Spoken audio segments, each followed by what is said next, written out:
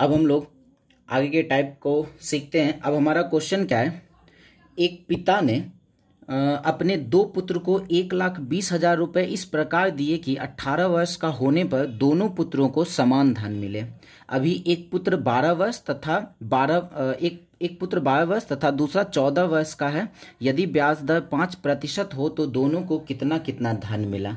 अगर क्वेश्चन को सही तरीके से समझे तो क्या सवाल में दिया है, एक पिता के पास क्या है ना 1,20,000 रुपये, वो क्या कर रहा है अपने 2 पुत्रों को बांट रहा है। किस हिसाब से बांट रहा है, तो दोनों को 18 साल होने पर क्या होगा, जब दोनों 18 साल का हो जाएगा तो समान धन मिलेगा। इसका मतलब है जब दोनों 18 साल का हो जाएगा तो दोनों को मिश्र धन समान मिलेगा, जिसमें से एक पुत्र अभी 12 साल का है और दूसरा 14 साल का है। तो हमसे क्या कहा गया है कि और ब्याज दर कितना 5% है, तो दोनों को कितना कितना धन मिला। तो हम इसमें क्या कर सकते हैं ना कि जब मिश्र धन समान होता है, तो हम लोग पीछे एक सवाल में पढ़ रखे हैं, जब मिश्र धन समान होता है तो मूलधन का अनुपात क्या होता है। मिश्र धन समान होने पे मूलधन का अनुपात होता है 1/100 प्लस R1T1 अनुपात 1/100 प्लस R2T2 होता है, या फिर और भी आगे रहे तो 100 प्लस R3T3 रहता है। ये पीछे हम लोग एक वीडियो में इस चीज को सीख रखे। ये कब करते हैं ना, जब क्वेश्चन में ऐसा दिया हुआ हो कि मिश्र धन समान हो। क्या होता है, अमाउंट समान हो, मिश्र धन समान हो। तो इसमें भी तो वही कहा गया है ना, दोनों पुत्रों को समान धन मिला। 18 वर्ष होने पर दोनों पुत्रों को समान धन मिला। इसका मतलब क्या है कि मिश्र धन समान है। अब यहां से मूलधन का अनुपात निकाल लेते हैं 1/100 प्लस R1T1। अच्छा, एक लड़का 12 साल का है, 18 साल होने में 6 साल है, मतलब समय 6 साल।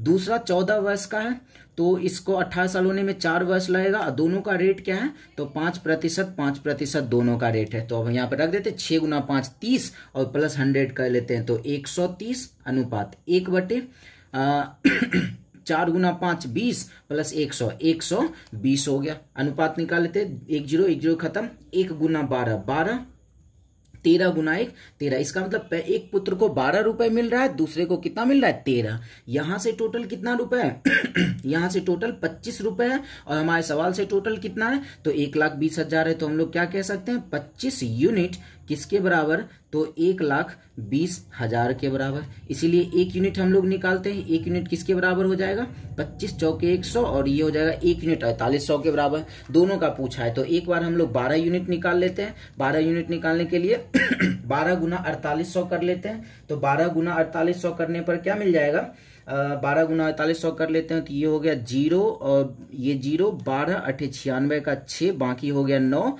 और 12 चौके 48 और 9 57। तो क्या हो जाएगा, ये 57,600 रुपए दूसरे को एक को मिल गया। अब 12 यूनिट 4800, एक बार क्या करते हैं 13 यूनिट निकाल लेते हैं, तो 4800 गुना 13 कर लेते हैं, तो क्या मिल जाएगा, ये हमारा मिल जाएगा 62,400। तो एक को मिला 57,600 और दूसरे को कितना मिला, तो 62,400 रुपए। बिल्कुल आसानी से बन गया। अब एक हमारा सवाल देखते हैं, अब क्या है एक वर्ष में मूलधन और मिश्रधन का अनुपात, कुछ वर्ष में मूलधन और मिश्रधन का अनुपात 4:5 है।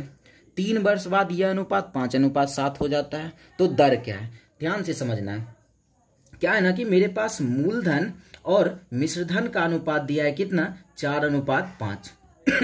क्या कह रहा है, 3 वर्ष बाद यह 5:7 हो जाता है। मतलब 3 साल के बाद क्या हो गया, तो 5:7 हो गया। अब एक बात बताना, 3 साल के बाद हो या 10 साल के बाद हो, पहले जितना मूलधन था अभी भी तो उतना ही होना चाहिए ना। लेकिन यहाँ पे क्या रहा, हमारा मूलधन क्या है, तो अलग अलग है। यहाँ क्या करते हैं, मूलधन को एक जैसा बना देते हैं। मूलधन को एक जैसा बनाने के लिए क्या करते हैं, मूलधन को हम यहाँ पे 100 बनाते हैं, बहुत अच्छा रहेगा। 100 अगर बनाएंगे तो हमारा काम जल्दी हो जाएगा। अगर 100 बनाते हैं तो इसमें क्या करना है, 4 है, 100 बनाने के लिए 25 से गुना करना पड़ जाएगा, और यहाँ 5 है तो इसको 100 बनाने के लिए 20 से गुना करना पड़ जाएगा। अब देखते हैं हमारा क्या मिलेगा, मूलधन और मिश्रधन का अनुपात।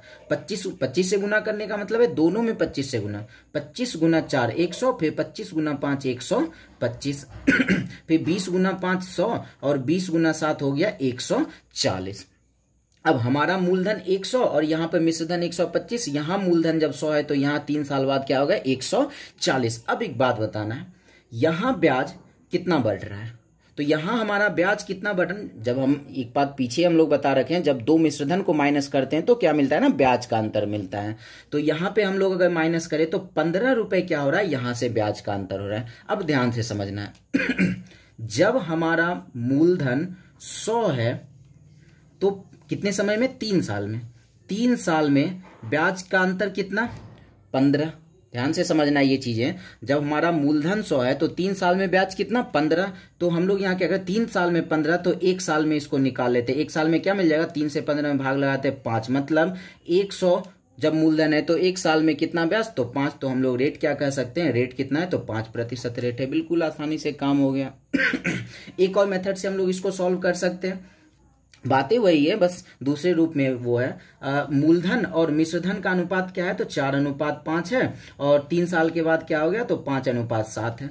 मूलधन को सेम करना है। मूलधन को सेम करने का तरीका, ये नीचे वाले मूलधन को ऊपर गुना कर देते हैं, ऊपर वाले मूलधन को नीचे गुना कर देते हैं। यहाँ 5 है तो इसमें गुना कर देते हैं 5 से, और यहाँ 4 है तो इसमें गुना कर देते हैं 4 से। अब हमारा नया अनुपात क्या मिल जाएगा, तो 5 गुना 4 20, 5 गुना 5 25, फिर 4 गुना 5 20, 4 गुना 7 28।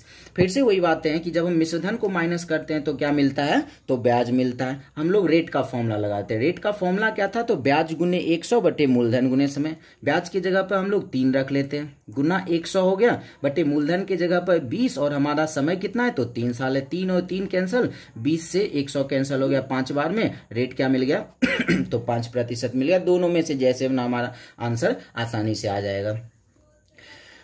अब ये एक सवाल है, आप लोग चाहो तो वीडियो पॉज करके इसको बना सकते हो, बिल्कुल आसानी से बन जाएगा। 100 मान का भी बनाएंगे, वहां से भी आ जाएगा, और इस तरीके से दोनों से आ जाएगा। तो हम लोग क्या करते हैं, इसी मेथड पे लेके चलते हैं। हमारा क्या है, तो सेम वही सवाल है। मूलधन और मिश्रधन का अनुपात 5:6 दिया है, 5 वर्ष बाद यह 4:7 हो जाता है, तो ब्याज दर क्या होगा। तो हमारा मूलधन और मिश्रधन का अनुपात क्या है, तो 5:6 है। 5 वर्ष बाद क्या हो गया, तो 4:7 हो गया। फिर से वही करते हैं, मूलधन को 100 बना लेते हैं। 5 है, 100 बनाने के लिए क्या करना होगा, 20 से गुना। 4 है, 100 बनाने के लिए 25 से मल्टीप्लाई करना पड़ जाएगा। अब हमारा नया अनुपात क्या मिल गया, 20 गुना 5 100, 20 गुना 6 120, 25 गुना 4 100, 25 गुना 7 175 हो गया। अब यहां से देखते हैं कितना यहाँ पे ब्याज बढ़ रहा है, तो यहाँ पे 55 बढ़ गया। तो क्या कहेंगे, जब 100 रुपए मूलधन है तो 1 साल नहीं, कितना साल, 5 साल दिया हुआ है ना, तो 5 साल में कितना ब्याज, तो 55 बढ़ा। तो हम यहाँ पे क्या कहेंगे, 1 साल में मूलधन तो 100 ही रहेगा, 5 साल में 55, तो 1 साल में कितना हो जाएगा, 1 साल में हो गया 11। तो 1 साल में 100 रुपए का मूलधन, 1 साल में 11 रुपए ब्याज। तो रेट क्या कहेंगे, रेट हमारा हो गया 11% रेट आ गया। इस मेथड से भी आप लोग अगर बनाते हैं तो यही आंसर आने वाला है। तो दोनों में से किसी मेथड से बनाएंगे, हमारा काम आसानी होगा। अब हमारा सवाल देखते हैं क्या है। अब हमारा सवाल है, 10 वर्ष बाद साधारण ब्याज मूलधन में जोड़ दिया जाता है, यदि दर 5% हो तो 1000 रुपए कितने वर्ष में 2000 हो जाएगा। ध्यान से क्वेश्चन को समझना है, क्या कह रहा है ना, 10 साल के बाद क्या होता है, जो ब्याज मिलता है उसको मूलधन में जोड़ दिया जाता है। 10 साल के बाद जो भी ब्याज मिलेगा उसे मूलधन में जोड़ देगा। तो उस हिसाब से क्या हुआ, और रेट 5% है, तो उस हिसाब से बताना है कि 1000 रुपए कितने साल में 2000 हो जाएगा। क्वेश्चन ये है। अब ध्यान से समझते हैं, मूलधन है 1000 और कितना होने की बात किया, मिश्रधन 2000। 1000 रुपए लगाया, इसको मिला 2000, इसका मतलब इंटरेस्ट कितना है, इंटरेस्ट है 1000 रुपए का। 1000 रुपए इसको इंटरेस्ट मिला। अब ध्यान से समझते हैं, 1000 रुपए मूलधन है, 10 साल तक 1000 रुपए ही चलेगा। 10 साल तक 1000 रुपए पर ही इंटरेस्ट चलेगा, और रेट क्या रहेगा, 5%। 10 साल के बाद क्या होगा, जो ब्याज आएगा उस 1000 में जोड़ देंगे। पहले 10 साल का तो हम लोग इंटरेस्ट निकाल लें। यहां पे हम लोग निकालते हैं 10 साल का इंटरेस्ट निकालते हैं। तो हमारा मूलधन है 1000, टाइम है 10, रेट है 5। 10 गुना 5 कर देते, ब्याज का प्रतिशत क्या होता है, R/T होता है।